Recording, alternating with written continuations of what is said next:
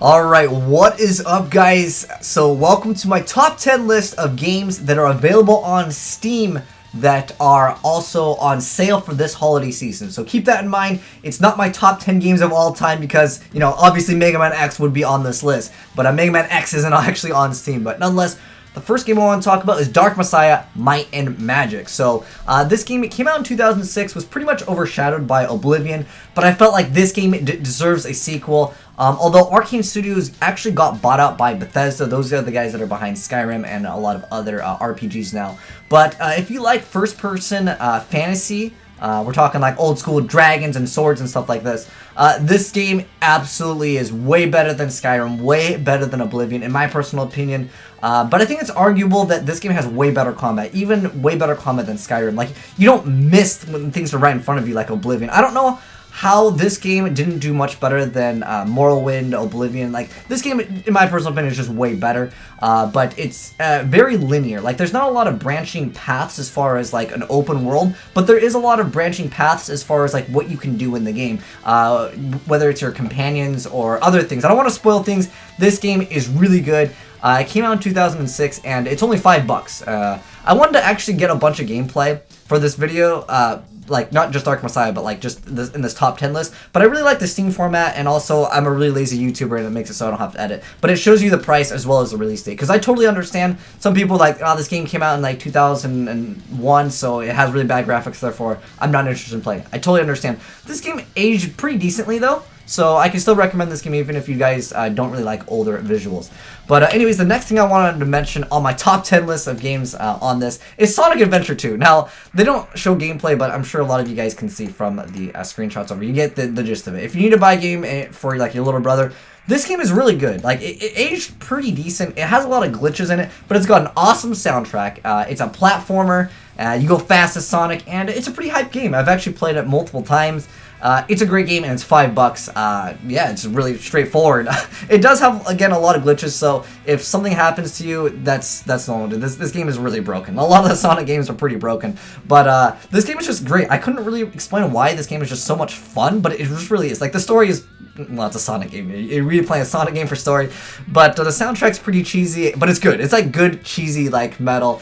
I like it. It's a really fun game that I can recommend, and it's only $5. The next game I want to mention is something pretty interesting. This is an indie game that I found out about, and like, I like this game a lot. There's not really very many games that can be compared to, other than Portal. And Portal is a game that it's really difficult to compare another game to Portal. But anyways, Dead Core is a platformer that's a speedrunner that's similar to Portal in one sense, because you have to like look up in the air. It's an FPS, and you have to like time a lot of your shots, similar to how you would do in Portal. Now, it's not as much of a puzzle game as Portal. Portal is basically a puzzle game. This game is more so oriented around going fast. Like, you basically have to shoot certain things, you have to scope in with a gun, and you also have these little platforms that can boost you up. It's basically a speedrunner's game where you have a gun, you shoot certain things, you learn different abilities, so there's a sense of progression in the game, and there's a lot of things that modify up the game. It's just a really great game that I can really recommend if you enjoy speedrunners, as well as you enjoy Portal. Like, it's a really hard game to really compare it to something that already exists that's really popular. But the game looks really nice, aged very well, came out in 2014, and it's $2.50, so I can recommend this game. I have 21 hours on this, and the game is only about an hour. Oh, it depends how good you are. On the first playthrough, it might be like 4 hours-ish long. It depends how good you are at the game, but an average player probably would take about 4 hours to complete it. But it's really good. Like, you'll want to play the game more than once if you enjoy like Portal-ish games. I've played Portal multiple times. But speaking of Portal, I also wanted to recommend Portal 1 and 2. There's really no genre that you can compare Portal to, but they'll showcase, or in the video, they'll showcase off the gameplay. If you haven't played Portal, I recommend you to get Portal 1 because it's only $2. And then if you like it, get Portal 2. There's actually a little bundle that has a bunch of other things in it. But you can pick up Portal 3, or Portal 3 is never coming out.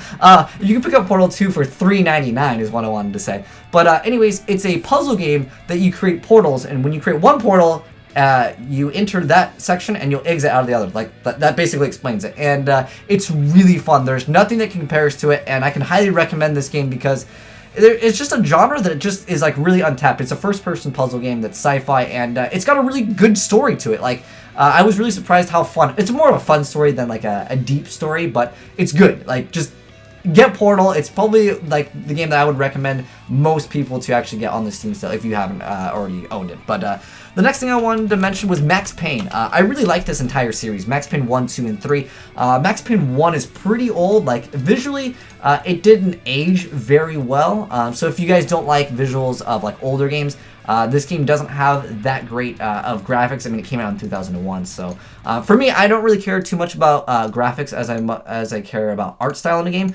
But the guy's face looks pretty. Look at this guy's face. It looks like he's constipated the whole time. But this game has one of the best stories of like all time in games. If you guys can't stand like the old graphics, there is Max Payne 3.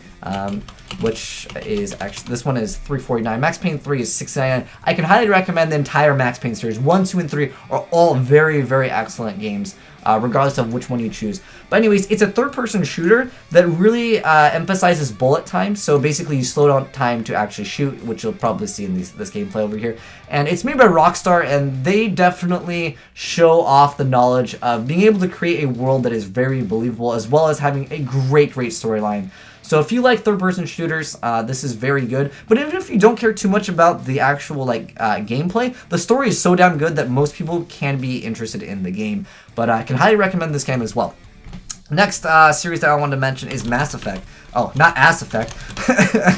Ass Effect, that's a different movie. But anyways, Mass Effect 1 and 2 are both $5. The third one is actually only available on Origin because EA is like, we gotta make our own version of Steam.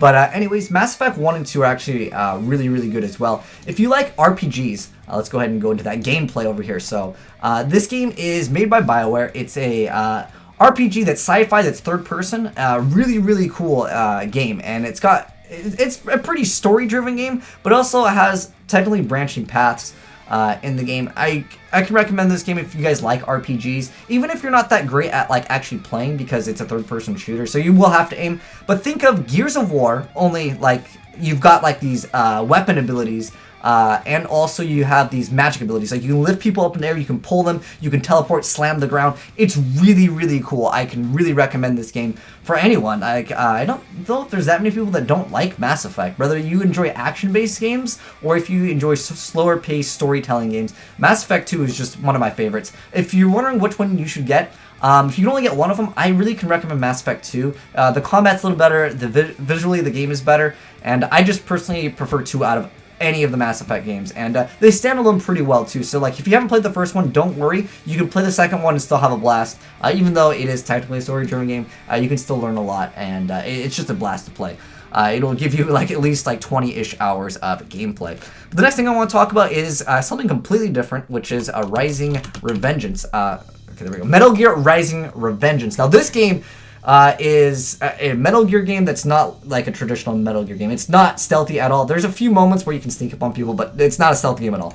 Anyway, so the more important thing is what is this game? So it's got an amazing soundtrack. I guess that's the highlight of it. It retails for $7.50.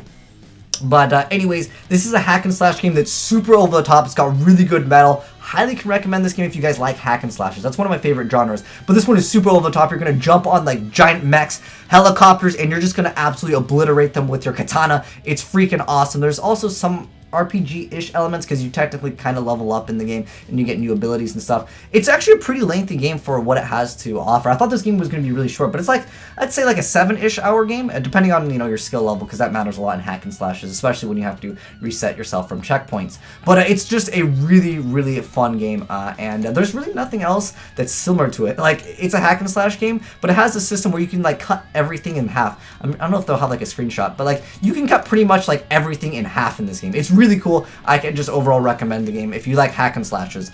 The next game I wanted to recommend is Shadows of Mordor. Now this game came out, it's a Lord of the Rings game. It actually uses a combat engine that was designed for a Batman game, but nonetheless, hopefully they'll show off some gameplay. So the whole like, I guess, overview of the game is basically a hack and slash that's an open world-ish, because it's one of those like games where it says, oh, you can open world, but it really isn't too much of an open one because there's a lot of reset and reused assets in it.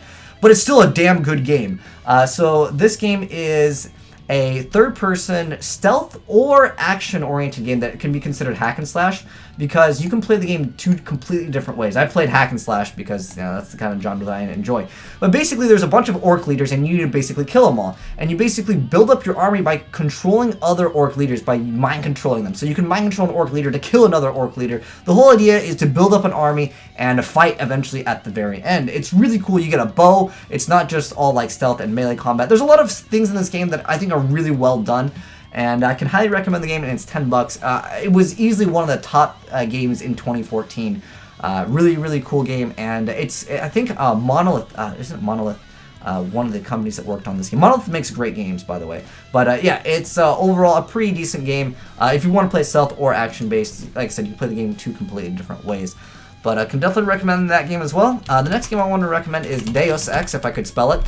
Deus Ex, Mankind Divided is the new game that came out this year, but I do want to recommend Human Revolution over any of them, because it's a good middle ground for anyone that hasn't played in the Deus Ex series or hasn't dipped into the genre of what is Deus Ex, because it's really hard to give off a really good feel of a cyberpunk world that's futuristic, and nothing comes closer to being as believable as Deus Ex Human Revolution, personally, because I think the game is really damn good. Now, the first Deus Ex is arguably the best, but I think it's too niche. Like, a lot of people will just be like, this game's too hardcore for me. It's one of those, like, games where you just have to know what to do, otherwise you're going to be confused, and you're going to have to, like, mess around with certain things. There's not, like, a giant waypoint that says go over here.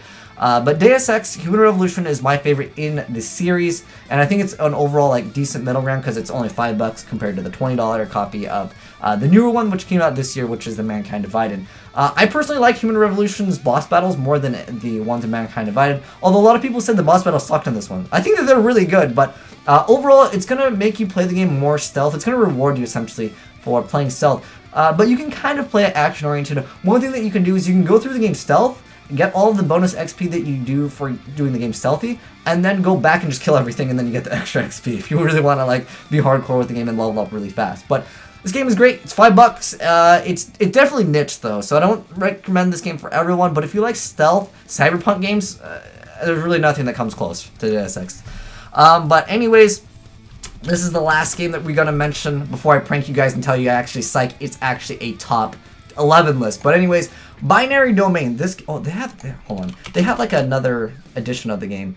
Make sure you buy the correct one, because there's one that's $15, and there's the other package that comes with the game, and then it comes with like a Marshall pack that is also included. So make sure you buy the right one. You make sure you get the one that's actually on sale. So anyways, this is a game that basically heavily was inspired, aka borrowed, aka basically copied, the narrative of a game called Snatcher, which was an early Hideo Kojima game. Kojima basically makes like every game that Kojima touches instantly becomes good. Whether it's Boktai, whether it's Zone of the Enders, Metal Gear. But anyways, he made this old game called Snatcher for the Sega CD, which probably one person that's watching this video actually knows what I'm talking about. It's a really amazing game. This game basically copied the story, but it's really good. Basically, it's Gears of War, but it's got more than two colors, aka there's more than just gray and gray. But the comment in it's okay. It's not really like anything to be super hyped about, but like there's a lot of great moments in the game. I could definitely recommend this game if you guys enjoy Gears of War and want something that has a little bit more depth to the story. The story in this game is great. Really recommend it, and it came out in 2012. Again, it's not actually $15. Get the right one that's actually $4, because otherwise it wouldn't be a Steam sale. But anyways, that is the top 10 list. But I did say I pranked you guys, because this game's going to be on every single list that I make, and I felt like I didn't really want to. Well, it's going to be on every single list. Every time we talk about good games, I'm going to mention this, Devil May Cry, because this is the greatest game of all time. Nothing can compete with it. This game just has like the greatest soundtrack, greatest hack and slash game. Nothing compares to this games in terms of hack and slash. If you like hack and slash games, own Devil May Cry DMC. There's also Devil May Cry Special Edition, which is also on sale. Do not buy Devil May Cry 4, because it's actually more expensive than the newer Devil May Cry 4 Special Edition. But yeah, Devil May Cry has like the best combat. It doesn't make you wait for any of your moves. Everything that you do in the game, with the exception of a few boss battles, you can just outskill the game. And like, I mean outskilled by like, you're actually supposed to animation cancel. You're supposed to do a lot of these things. They even showcase off in multiple videos of the game's gameplay. Like, you're gonna animation cancel a lot. If you like animation canceling, this game is just, I love this game so damn much. This is my favorite game of all time, and I could rant out for like another half an hour on how much I enjoy Devil May Cry DMC. This is my favorite one in the genre. It's just such a damn good game. Nothing can compete with it in terms of hack and slash, because the game is just so beautiful in its like in entirety, in terms of its combat, in terms of its story. I think it has the best story in any of the DMCs, but DMC stories are relatively weak, but it has one of the most hypest endings I think in any of the series, and it's just great. Really recommend this game if you guys like hack and slash, and it's just overall great. There's also a mod for this. I want to mention there's a 20% faster mod. You guys can get it for free. Just Google it.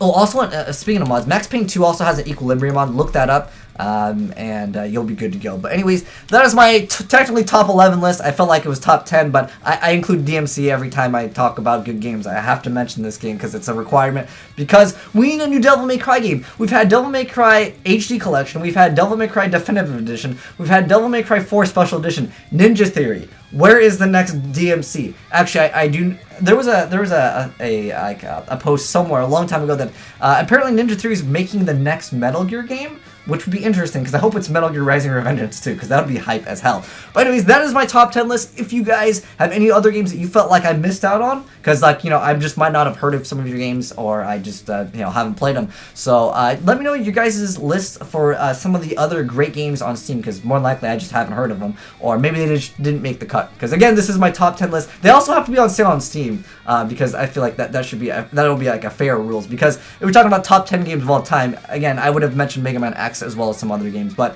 nonetheless, these are my top 10 games that are on Steam that are on sale for this holiday season. But anyways, hopefully you enjoyed the video and you found some new games that you guys enjoyed. But thanks for watching, guys, and I am signing out.